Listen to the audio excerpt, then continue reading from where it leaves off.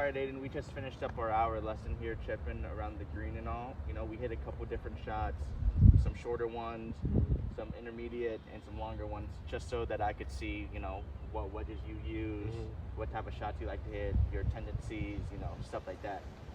So, how do you think the lesson went? I think it went great. I mean, you know, when I first came in before the lesson, I had the ball really far back in my stance. And for a while, it was helping me, especially right around the green. I think the more I take it back away from the green, it kind of becomes just really hard to hit the ball and make solid contact through the ball. So I think moving it up, and what you were telling me with moving the ball up in the stance a little bit, really helps make the contact just that much easier. Like crisper, right? So it was just that much nicer to hit. Yeah. Which just made that much more of an improvement. So yeah, it sounds really good. Just to be clear, you know, like with that, like that's kind of how your stock chipping should be.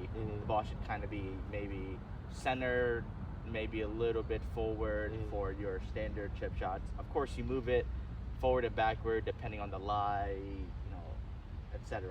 Yeah. But for your stock shot, that's kind of where you want it to be. And you know, after we worked on it, it looked really nice. You were hitting it really well. You were able to hit those really nice, high, soft ones, but you were also able to hit the ones that you needed to run out and everything. Yeah. And at first, maybe it didn't feel right. You missed hit a couple, but overall, I think, I mean, it's part of the process. Yeah, overall, you hit it very solidly.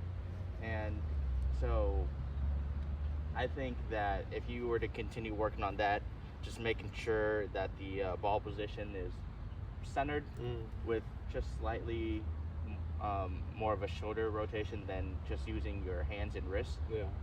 I think that'd be very beneficial for your chipping, because what I saw in the before videos that we took, it like you relied heavily on your just a sway of my yeah, just a sway of your arms and your wrists, because the ball was so far back in your stance that the only way to get the club back to the ball was to really just flick your wrist through impact, which can cause you to either blade it or chunk it, you know, 2 feet in front of you. Yeah. So having the ball position in that area can really just open the possibilities of things you don't want to happen. For sure. Yeah. Right. So having that ball position a little bit more centered can really help your consistency with making the right contact to get you on the green, so that you can start making those pars, you know, if you miss the green. So it gives you a better chance for pars, so you don't, you know, you don't have to stress over those bogeys or those double bogeys, right? Get the scores low is what we want. Yep, that's exactly what we want. We want to drop your handicap as much as possible, all right? Yeah, for sure. Well, all right, Aiden, I appreciate you coming out for Thank this you. second lesson, and we'll get to work soon on this next one, all right? Yeah. Yes, sir.